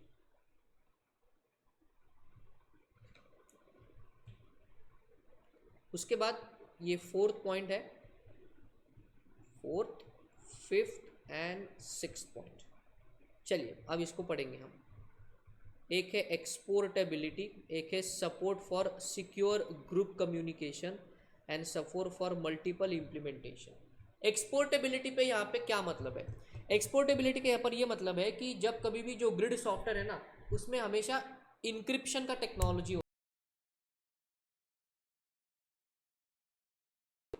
आपको आवाज़ आ रही है, नहीं आ रही है? Please tell me once. आ रही है? Okay okay great. मुझे यहाँ पे एक्चुअली मैसेज आया कि your microphone is not working, इसलिए मैंने पूछ लिया। एक्सपोर्टेबिलिटी, तो एक्सपोर्टेबिलिटी का यहाँ पर मतलब है कि जो ग्रिड सॉफ्टवेयर है ना, उसमें आपका डेटा सेफ रहे, इसलिए उसको इनक्रिप्ट करके रखा जाता है, उसको इनक्रिप्ट करके रखा जाता है। आप समझते हो ना इंक्रिप्शन का मतलब? डेटा को कोड फॉर्म में कन्वर्ट करना ताकि नॉर्मल लोग को उसके बारे में समझे ना, करेक्ट। लेकिन ये यहाँ पर कह रहे हैं कि उसमें बहुत ज़्यादा इंक्रिप्शन भी नहीं होना चाहिए। उसमें बहुत ज़्यादा अगर इंक्रिप्शन हो गया तो आप डेटा शेयर करोगे लेकिन सामने वाले को समझ में नहीं आएगा। तो इंक्रिप्शन होना चाहिए लेकिन एक मिनिमम लेवल का। बहुत ज़्यादा भी उसमें इंक्रिप्शन हो गया तो कॉम्प्लेक्सिटी बढ़ जाएगी और आप जिसको डेटा भेजोगे उसको समझ में नहीं आएगा। Over security will become a problem, so keep it to minimum level, that is that point. Support for secure group communication. Sir what is a group communication? जरा देखिए। In a communication, there are number of processes which coordinate their activities. The coordination must be secure, and for this, there is no such security policy. तो मतलब security policy नहीं है, वो होनी चाहिए, वो होनी चाहिए। देखिए अभी हमारा अपना एक व्हाट्सएप का ग्रुप है। व्हाट्सएप के जो ग्रुप्स है या फिर जब आप किसी से चैट करते हो तो वहाँ पर क्या लिख कर आता है? जो भी आपके मैसेजेस है ये एंड टू एंड इंक्रिप्टेड है, ये एंड टू एंड इंक्रिप्टेड है। ऐसा आपने व्हाट्सएप में देखा है, नहीं देखा है? लिख के आता है येलो कलर के टैब में, देखा है कभी आपने? देखा है सर। यस। तो वो क्या है? बेसिकली वो सिक्योरिटी फीचर है। वो आपको इंडिविजुअल चैट में भी एप्लीकेबल है, वो ग्रुप्स चैट में भी एप्लीकेबल है। तो ये हम क्योंकि यहाँ पर ग्रुप में काम करेंगे तो इसलिए नाम दे दिया support for secure group communication होना चाहिए। And support for multiple implementation, there should be a security policy which should provide security to multiple sources based on public and private key cryptography. Cryptography का मतलब है the art and science of encryption. मैं यहां पर लिख देता हूं, the art and science of encryption. Art and science of encryption, क्योंकि हमारा जो ग्रिड कंप्यूटिंग का सॉफ्टवेयर है हम उसको मल्टीपल मशीन्स पर इंस्टॉलेशन करने वाले हैं। तो हमारा वो जो सिक्योरिटी पॉलिसी है उसमें वो कैपेबिलिटी होनी चाहिए कि बहुत जगह इम्प्लीमेंटेशन कर पाए। अगर उसमें रिस्ट्रिक्टिव नंबर हो जाएगा तो फिर हमारा पर्पस ही खत्म हो जाता है। वो मल्टीपल के लिए जो है वो कहते हैं हम लोग कि मल्टीपर्पज होना चाहिए, मल्टीपल यूजर वाला होना चाहिए, वो वाला कॉन्सेप्ट है support for multiple implementation. So last के 3 पॉइंट कौन से? Exportability, support for secure group communication and support for multiple implementation. What I expect that in the fourth coming examination ये आपको एमसीक्यू फॉर्म में आएगा, बिकॉज थ्योरी में तो ये रिसेंटली पूछ चुके हैं इसको, बट कोई भरोसा नहीं है, आईसीए कुछ भी कर सकता है, तो we can't take any risk. Grid computing के सिक्योरिटी के रिलेटेड कौन से पॉइंट? तो टोटल 6 पॉइंट्स। पहले 3 पॉइंट क्या? आपको फेसबुक एग्जांपल याद आना चाहिए, सिंगल साइन ऑन, फिर सिंगल साइन ऑन के लिए लॉगिन आईडी पासवर्ड लगता है तो प्रोटेक्शन ऑफ क्रेडेंशियल, फिर interoperability with local security solution, फिर कुछ सॉफ्टवेयर के रिलेटेड बातें हैं, exportability, support for secure group communication and support for multiple implementation. तो यहाँ पर आपका ग्रिड कंप्यूटिंग का जो सिक्योरिटी वाला पॉइंट है बेटा वो खत्म होता है। ओके, अब यहाँ पे एक बार आपको चार्ट्स पर लेकर चलेंगे कि हम चैप्टर में कहाँ तक पहुँचे। ये रहे चार्ट्स और ये रहा चैप्टर 4 का मास्टर चार्ट। अगर आप चैप्टर 4 के मास्टर चार्ट को देखो तो बेटा अब तक की जर्नी में हमने केवल इस डिब्बे को कवर किया है। इतने बड़े चैप्टर में केवल एक डिब्बा अभी तक कवर हुआ है, अभी ये पूरा ई कॉमर्स का पार्ट बचा हुआ है। लेकिन आगे बढ़ने से पहले आज हम क्या करेंगे, पूरी रिवीजन करेंगे क्लाउड कंप्यूटिंग से लेके तो ग्रिड कंप्यूटिंग के एंड के पॉइंट तक। ठीक है, आपको बस ध्यान देना है और फटाफट से अगर आप मेरे साथ उसमें जुड़ना चाहते हो तो फटाफट फटाफट से आप रिपीट करके आंसर्स को बोल सकते हो। तो सबसे पहले दिन हम नोट्स पे भी चलेंगे ताकि आपको साथ में बेटा दिखता रहे। ये थोड़ी थोड़ी रिविजन्स बीच बीच में से जरूरी होती है because it gives you confidence over everything. तो हमने सबसे पहले क्लाउड कंप्यूटिंग में देखा था वो कौन से ऐसे सिस्टम है जहां पर आपको अगर ये 4 चीजें दिख जाए तो वो क्लाउड कंप्यूटिंग होती है। तो हमने देखा था common storage space, any time anywhere access, standard operating procedure and need of a network to connect. ये एग्जाम्पल हमने लिया था जीमेल, इंस्टाग्राम और ICI.org का। ये सब कुछ एग्जाम्पल है क्लाउड कंप्यूटिंग का। फिर पहला आंसर था क्लाउड कंप्यूटिंग में what are the characteristics of cloud computing. तो उसमें हमने एक मेमोरी टेक्निक बनाई थी। क्या बनाई थी? Public relationship officer is a what रंगीन एंड सटकू man with heavy workload. Public stands for, आपको बोलना है मेरे साथ, public stands for pay per use, relationship resiliency, officer on demand, रंगीन stands for right wide range of networks, सटकू stands for elasticity and scalability, man stands for multi tenancy और workload stands for workload management. Very good. तो ये था characteristics of cloud computing. फिर हमने पढ़े थे 4 टाइप के क्लाउड्स। कौन कौन से 4 टाइप के क्लाउड है? आप बताएंगे मुझे कौन कौन से टाइप के क्लाउड होते हैं? Very good. Private, public, hybrid, community. सबसे पहले हमने पढ़ा था पब्लिक क्लाउड के बारे में। पब्लिक क्लाउड एक ऐसा क्लाउड है जो कोई भी एक्सेस कर सकता है, आप, मैं, कोई भी, तो उसको हम लोग बोलेंगे concept of public cloud. Public cloud के कैरेक्टरिस्टिक्स क्या क्या थे? Highly scalable, highly affordable, highly available. इसके एसएलए कैसे होते हैं? स्ट्रिक्ट की वीक होते हैं? स्ट्रिक्ट होते हैं। और डेटा की सिक्योरिटी के बारे में क्या कहोगे आप? Less secure, because data third party के पास है। सो ये था पब्लिक क्लाउड, खत्म होता है। फिर हम लोग गए थे कॉन्सेप्ट ऑफ प्राइवेट क्लाउड पे। प्राइवेट क्लाउड ऐसा क्लाउड है जिधर मतलब या जिसका मैं या मेरे ही ऑर्गेनाइजेशन के लोग उसको एक्सेस करेंगे। सो that is the concept of private cloud. उसके कैरेक्टरिस्टिक्स क्या क्या थे? डेटा बहुत सिक्योर है, ये हमारे सेंट्रल कंट्रोल में है, और मैं खुद से वीक एसएलए, क्योंकि मैं खुद से स्ट्रांग जो है बेटा वो कभी एग्रीमेंट नहीं करूंगा, मैं अपने आप से कैसे एग्रीमेंट कर लूंगा, तो वीक एसएलए होंगे। फिर हम लोग गए थे हाइब्रिड क्लाउड पे। आपका अगर आपको याद है तो हमने आपको ERP-CA का एग्जांपल दिया था, मेरे ऑफिस वाला, जहाँ पर 80% डेटा हमारे एक्सेस में है और 20% हमने क्लाइंट को एक्सेस दे रखा है। तो पब्लिक प्राइवेट का फीचर इधर मिक्स में है, उसको बोलेंगे हाइब्रिड क्लाउड। इसके स्पेशल कैरेक्टरिस्टिक्स क्या क्या है? ये स्केलेबल है, डेटा की सिक्योरिटी पार्शियल है। डेटा की सिक्योरिटी कैसी है? पार्शियल है। एसएलए कैसे होंगे? स्ट्रिंजेंट एसएलए, बिकॉज थोड़ा पब्लिक का एलिमेंट आ रहा है। And what about cloud management? Complex cloud management होगा, बिकॉज इसमें पब्लिक प्राइवेट दोनों का फीचर आ रहा है। सो that is the concept of hybrid cloud. Community cloud क्या होता है? हमने आपको एग्जांपल दिया था अपने इंस्टीट्यूट का SSP पोर्टल, जो एक स्पेसिफिक लोग, मतलब सब हमारे फैटर्निटी के CA स्टूडेंट्स हैं, चार्टर्ड अकाउंटेंट्स, हम सब मिलके ही उसको एक्सेस कर सकते हैं। दूसरा दुनिया में कोई उसको एक्सेस नहीं कर सकता। तो वो हमारा जो सेल्फ सर्विस पोर्टल है वो क्या बन जाता है? Community cloud. उसके 3 स्पेशल कैरेक्टरिस्टिक्स क्या? सबसे पहले तो डेटा की सिक्योरिटी कैसे है? Partial security. और 2 तरह की कॉस्ट की बात आ रही है। अगर आपको याद है तो मैंने आपको क्या बताया था, वो पपीता कटेगा सब में बटेगा। तो एक fixed cost, variable cost. Fix cost वाला पॉइंट नीचे है कॉस्ट इफेक्टिव, और वेरिएबल मतलब मेंटेनेंस वाली cost, that is collaborative and distributive maintenance. मुझे बताइए कि आपको ऐसी रिवीजन से चीजें याद आ रही है थोड़ी थोड़ी? Yes sir. Very good. चलिए उसके बाद हम लोग कहते हैं एक बड़े आंसर पे जिसका नाम था एडवांटेजेस ऑफ क्लाउड कंप्यूटिंग। बहुत बड़ा आंसर था, कई सारे उसमें पॉइंट है। एग्जामिनेशन में कोई भी 6 पॉइंट आपको लिख के आना है, एनी 6 पॉइंट्स, ज्यादा लोड नहीं लेना है। तो बात करेंगे एडवांटेजेस ऑफ क्लाउड कंप्यूटिंग की। और देखिए उसकी इतनी बड़ी मेमोरी टेक्निक थी। क्या क्या था? इंडियन इकोनॉमी में एक गोलू था, उसने अपने बिजनेस को मॉनिटर एंड मेंटेन करने के लिए पर्सनल कैपिटल को अफलातून टेक्नोलॉजी में इन्वेस्ट किया। Indian stands for improved flexibility, economy stands for achieving economies of scale, Golu stands for globalise workforce, business stands for streamlining the business process, monitor stands for better monitoring of project, maintenance stands for, क्या आपको क्या लगता है maintenance का point क्या बता रहा है? चलिए बीच में से पूछेंगे आपको, मेंटेनेंस का क्या मतलब है? मिनिमाइज, आपको ज्यादा मेंटेनेंस करने का, आपका खर्चा लेने की जरूरत नहीं। Personal stands for less personal train, मतलब यूजर फ्रेंडली, ज्यादा ट्रेनिंग लेने की इसकी जरूरत नहीं है। Capital stands for reduce use of capital. अफलातून, pervasive accessibility, and technology stands for reduce spending on technology. बस इनमें से कोई भी 6 पॉइंट आप लिख लो, आपकी नैया पार हो जाएगी।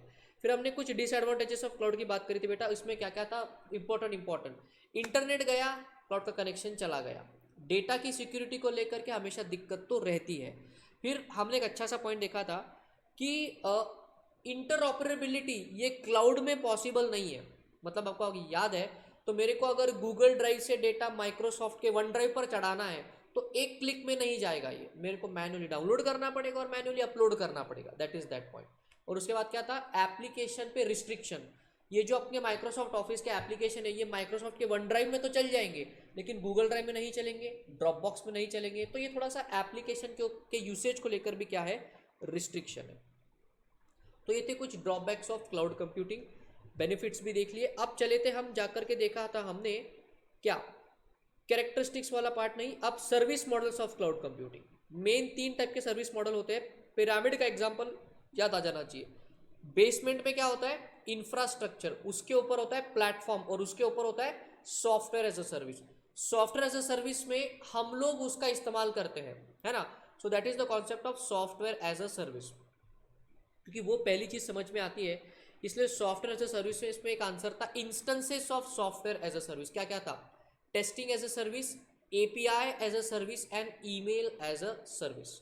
उसके बाद हम लोग गए थे इंफ्रास्ट्रक्चर पे। अगर आपको याद है तो दिल्ली के कनॉट प्लेस में, चांदनी चौक में, सॉरी दिल्ली के चांदनी चौक में मुझे एक क्लासरूम रेंट पर लेना था। उस क्लासरूम में कोई भी फैसिलिटी अवेलेबल नहीं थी, केवल एक खाली क्लासरूम था। उधर जाके मेरे को सब फिटिंग विटिंग करना था, इलेक्ट्रिफिकेशन करेंगे, बेंचेस लगाएंगे, स्टूडियो बनाएंगे, तब जाके मैं क्लासेस ले सकता हूँ।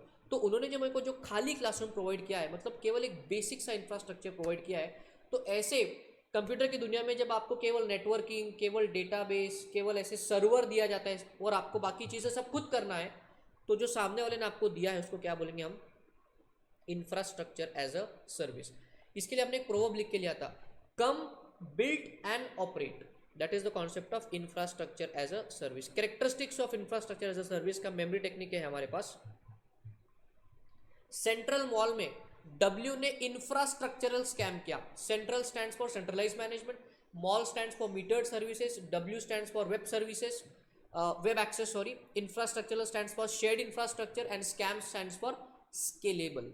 Scam stands for scalable. Scam मतलब हर्षद मेहता याद नहीं आना चाहिए। इंस्टेंसेस ऑफ आस्क, कौन कौन से एप्लीकेशन एरियाज है आस्क के, तो एक है आपका network as a service, storage as a service, database as a service, backend and desktop as a service.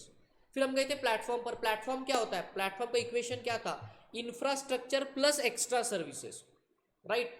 तो अगर कोई आपको प्रोवाइडर ये देता है तो बेसिकली आपको एज अ डेवलपर उधर जाके बस बैठना है, काम करना है, बाकी सारा एनवायरनमेंट वो क्लाउड प्रोवाइडर ने आपको दिया हुआ है, राइट। तो वो जो आपको प्रोवाइड कर रहा है बेटा उसको हम लोग क्या बोलेंगे, प्लेटफॉर्म एज अ सर्विस। उसके बाद हमने क्या देखा था, other service models of cloud computing. क्या क्या था उसमें, communication as a service, data as a service, security as a service and identity as a service. फिर हमने कुछ ये एक नया पॉइंट आया था यहाँ पर, pertinent issues in cloud computing. मतलब एक प्रकार का डिसएडवांटेजेस वाला आंसर कह सकते हैं, लेकिन डिसएडवांटेजेस का सेपरेट आंसर है और इश्यूज वाला अलग आंसर है। इसके हमने मेमोरी टेक्निक डेवलप करी थी जो आपके सामने है। यूपी वाले इंटर के स्टूडेंट ने चुपके से टीचर की बैग में क्या करा था, अपना सीक्रेट लव लेटर रख दिया, correct. You stands for what, चलिए आप बताइए इस मेमोरी टेक्निक में you stands for what, Unexpected behavior. Unexpected behaviour. Inter stands for, Interoperable. Student stands for, Software development. चुपके से, hidden cost. Teacher, threshold policy, bag, software bugs इन software. उसके बाद secret, Security issue. Security issue, and love, legal issue. तो UP वाले भैया ये याद आ जाना चाहिए आपको, यूपी वाले भैया नहीं, यूपी वाला इंटर का स्टूडेंट, मतलब आप में से कोई एक, आपका ही एक भाई या बहन जो भी है। सो ये था क्लाउड कंप्यूटिंग की पूरी कहानी, यहाँ पर खत्म होती है। फिर हम आगे बढ़े थे, क्लाउड कंप्यूटिंग पूरा याद आ गया, अच्छे से रिवाइज हो गया आपका। अरे yes sir no. Mobile computing, sir mobile computing क्या होता है बेटे, देखो ये कुछ खूबसूरत से आंसर आपने मुझे दिए थे, बट एक्चुअल आंसर क्या था, मोबाइल कंप्यूटिंग मतलब एक ऐसा टेक्नोलॉजी जहां पर कंप्यूटिंग एंड टेलीकम्युनिकेशन साथ में जुड़ जाते हैं, उसको हम लोग कहते हैं कॉन्सेप्ट ऑफ मोबाइल कंप्यूटिंग। इसमें आंसर क्या क्या था, हमको करना था कि what are the components of mobile computing, हमको करना था how does a mobile computing works, what are the advantages and what are the disadvantages of mobile computing. अब आप बोलोगे सर आपको इतना याद कैसे हो रहा है, बेटे ये जब से आया है तब से हम उसको पढ़ा ही तो रहे हैं, करेक्ट, हमारा कहीं और ध्यान ही नहीं है बिल्कुल, तो याद तो हमको हो ही जाना है। ऐसा आपको भी याद हो जाएगा, जितनी बार रिवाइज करोगे उतना परफेक्शन आपका बढ़ता है। चलिए कंपोनेंट्स ऑफ मोबाइल कंप्यूटिंग में 3 थे, कौन कौन से भैया, इसको देख के कुछ याद आता है मुझे, अच्छा हार्डवेयर है तो मोबाइल हार्डवेयर भी है, अच्छा ये चलता भी है मतलब इसमें मोबाइल सॉफ्टवेयर भी है, ओहो इसमें रेंज भी आ रही है मतलब टेली कम्युनिकेशन का नेटवर्क भी है। तो mobile communication, mobile hardware and mobile software, ये सब कुछ क्या है भैया आपका components of mobile computing. How does a mobile computing work, तो भैया हमारे पास 4 आंसर है, आई मीन 4 पॉइंट्स है, उसमें वो पॉइंट नहीं लिखना क्या फेसबुक एप्लीकेशन वेलकम्स मी, ऐसा नहीं बेटे। सबसे पहले क्या लिखोगे, हैंड हेल्ड एप्लीकेशन से आप जाकर के एक्सेस करोगे, फिर उसके बाद क्या होगा, using one of the several connecting technologies, आपके हैंड हेल्ड डिवाइस से साइट के इंफॉर्मेशन पे आप कनेक्ट हो जाओगे। उसके बाद आपका जो हैंड हेल्ड डिवाइस एप्लीकेशन है और जो साइट का इंफॉर्मेशन सिस्टम है वो सिंक में चलेगा। और लास्ट का आंसर क्या था, ये प्रोसेस दूसरी तरफ से भी सेम वे से फॉलो होती है। सो that is the concept of how a mobile computing works.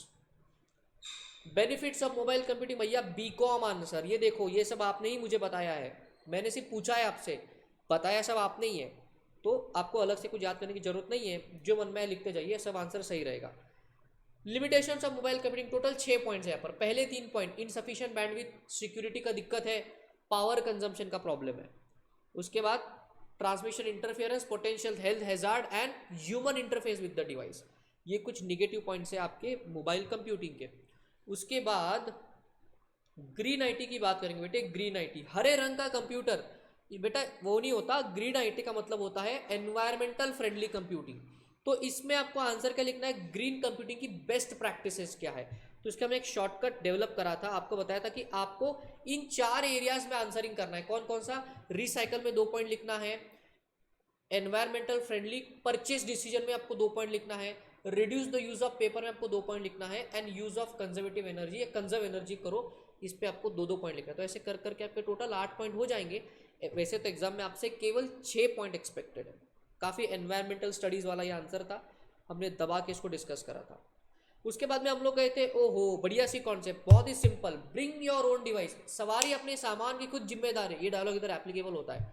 Example आपको दिया था कि भैया माइक्रोसॉफ्ट जो है इतने सारे एम्प्लॉयज के साथ काम करता है, तो उसको BYOD की जरूरत है, बिकॉज इतना हैवी इन्वेस्टमेंट वो नहीं कर सकता। अगर आपको याद है तो मैंने आपको कैलकुलेटर पर पूरा अमाउंट बताया था कि इतना कॉस्ट उनका बच जाएगा। तो इधर 2 आंसर करना था, एक था एडवांटेजेस ऑफ BYOD और एक था थ्रेट्स इन BYOD।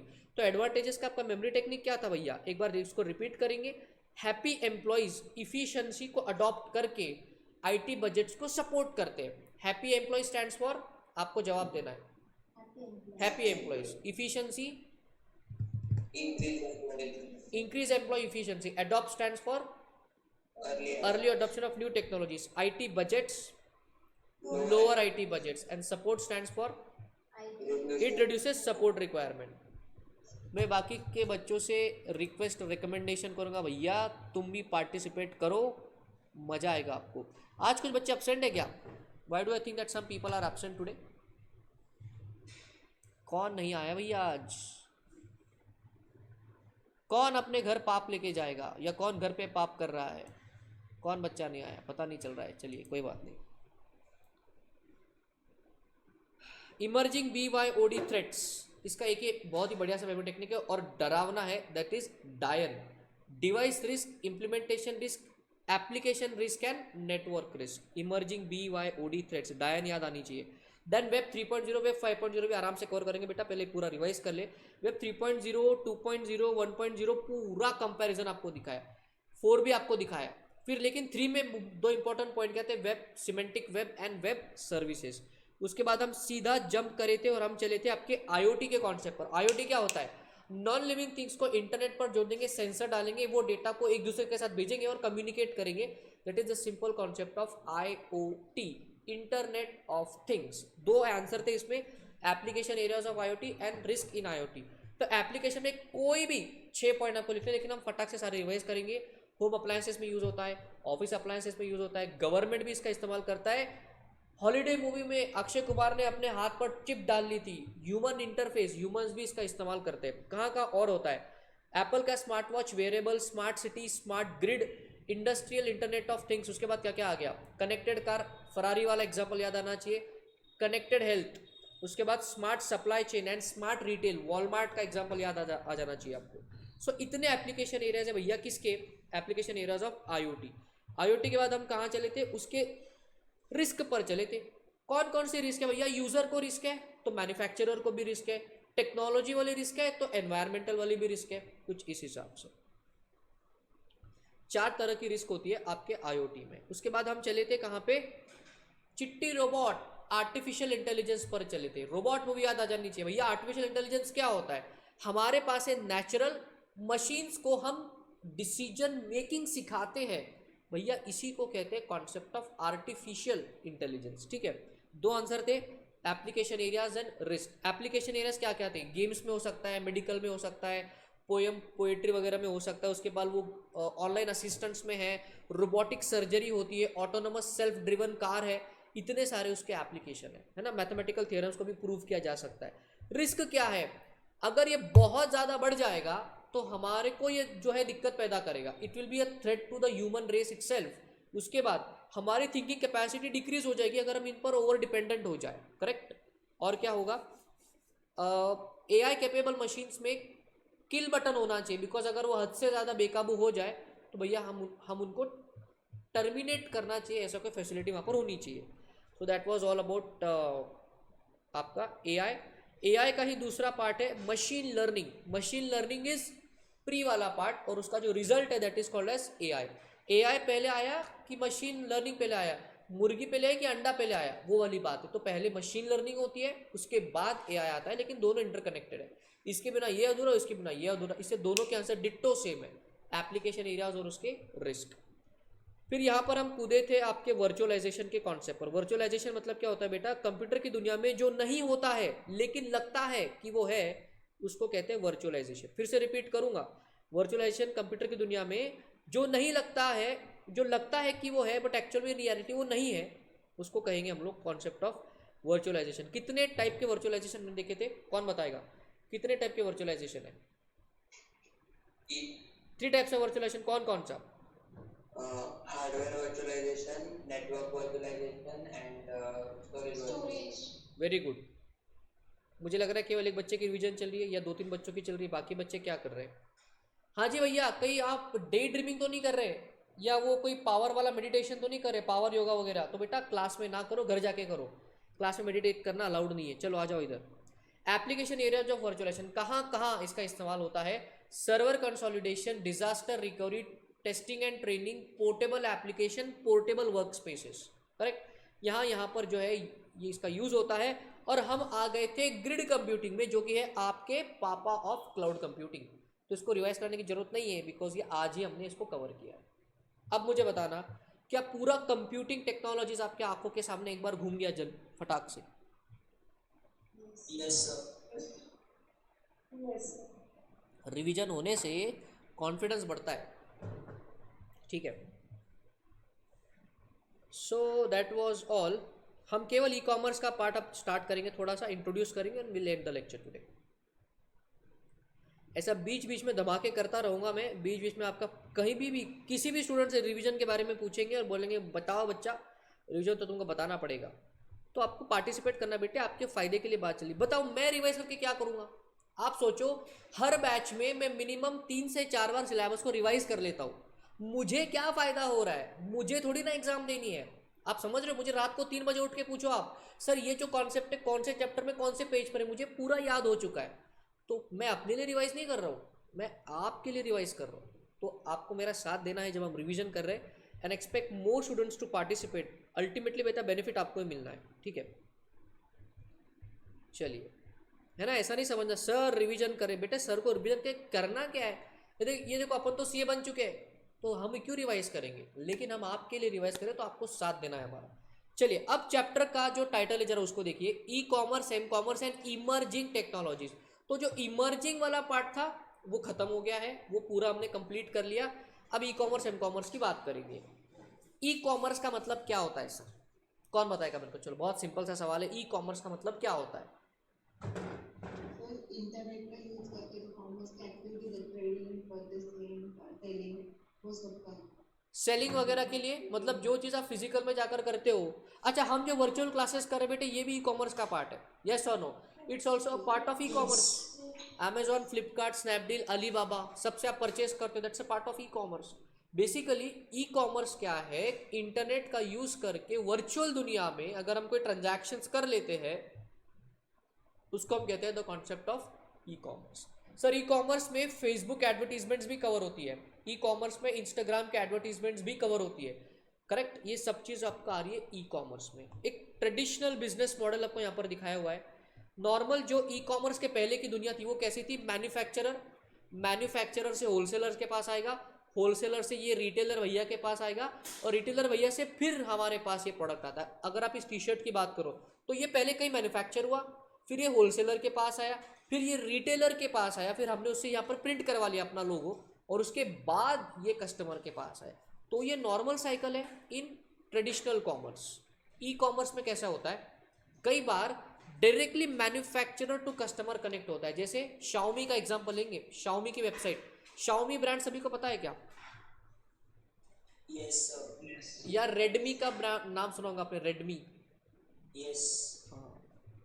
तो देखिए, चलिए एक उस पर नहीं जाते, हो सकता है कुछ बच्चों को शायद ना पता हो, तो सैमसंग का एग्जांपल लेंगे, ठीक है? सैमसंग तो सबको पता ही है, सैमसंग। अभी सैमसंग का फ़ोन आपको बाय करना है तो अमेजॉन, फ्लिपकार्ट पे अगर आपको जाना है तो ठीक है, लेकिन आप सैमसंग के डायरेक्ट वेबसाइट से जाकर भी इसको परचेस कर सकते हो। तो मैन्युफैक्चरर से डायरेक्ट रिटेलर नहीं, मैन्युफैक्चरर से डायरेक्ट कस्टमर को कनेक्ट होता है। तो this is possible in e commerce.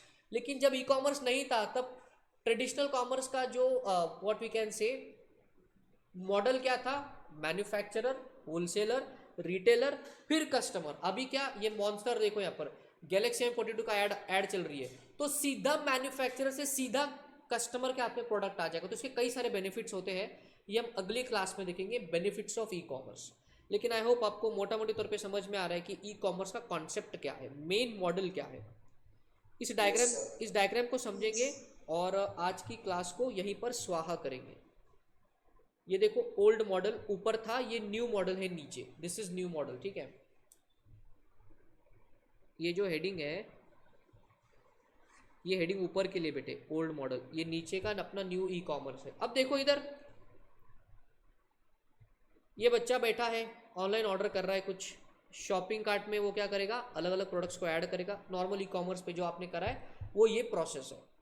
उसके बाद ऐसा अज्यूम किया गया है कि ऑनलाइन पेमेंट हुआ है। बच्चे को डाउट आता है, बच्चा कहता है सर हमने जिंदगी में कभी ऑनलाइन पेमेंट नहीं करा, मैं तो केवल कैश ऑन डिलीवरी ही करता हूँ।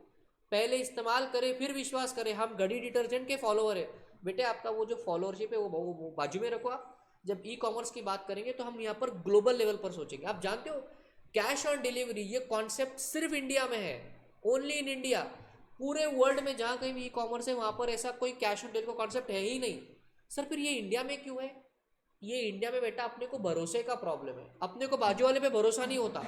तो कैसे भरोसा होगा भैया? अमेजॉन वर्ल्ड का कंपनी है, पता नहीं ये दूर से मुझे प्रोडक्ट भेजेगा नहीं भेजेगा, पैसा ले लिया तो ये भरोसा लाने के लिए इन ई कॉमर्स कंपनी ने इंडिया में ईजाद किया है कैश ऑन डिलीवरी। ऐसा सच कोई मॉडल नहीं होता पूरे वर्ल्ड का, अगर आप देखो तो केवल इंडिया में है ये कैश ऑन डिलीवरी। हम इसको COD कहते हैं, बाकी पूरे वर्ल्ड में नहीं है। तो आपका जो सिलेबस है वो वर्ल्ड लेवल का है, तो इसलिए इधर COD को इज्जत ही नहीं है। बताया क्या? ऑनलाइन पेमेंट करा आपने, फिर ऑर्डर कंप्लीट हो गई। ऑर्डर कंप्लीट होने के बाद जो ई कॉमर्स का रीसेलर है, मतलब अमेजॉन क्या करेगा? जो रीसेलर है उसको मेल करेगा कि भैया तुम्हारा ऑर्डर आया, तुम प्रोडक्ट को भेज दो। फिर वेयर हाउस एंड फुलफिलमेंट मतलब क्या होता है? जहाँ पर इनका गोडाउन होगा वहाँ पर जाकर प्रोडक्ट की पैकेजिंग वगैरह होगी, उसके बाद उसका शिपिंग हो जाएगा और फिर बल्ले बल्ले प्रोडक्ट आ गया आपके पास। क्या यही होता है आपके साथ या इससे कुछ अलग प्रोसेस होती है आपकी? बताइए ज़रा, क्या ये एग्जैक्टली सिमिलर प्रोसेस है? यही होता है सर इसमें सिर्फ वो पैसे की बात आती है बस। हम ये जो बीच का रुपए लिखा है ना वो गायब होता है, और वो जो गाड़ी है ना उसके साथ एक आदमी भी आता है, वो हमसे पैसे लेके जाता है, बस उतना चेंज होता है। बेटे ग्लोबल लेवल पे सोचना है आपको, ये ग्लोबल लेवल है। अपन जो सोचे वो इंडिया लेवल पर है, तो इंडिया लेवल का नहीं सोचना है आपको, ग्लोबल लेवल का सोचना है। ऑनलाइन पेमेंट हम सोचेंगे हर बार। अब से हर बार जब कभी भी हम ई कॉमर्स की बात करेंगे, आपको माइंडसेट बनाना है, it is with a view point of online payment, not cash on delivery, ठीक है। ओके, सो आज के लेक्चर में बस इतना ही। ई कॉमर्स की दुनिया की और कुछ बढ़िया सी बातें अगले लेक्चर में हम कवर करेंगे। Thank you.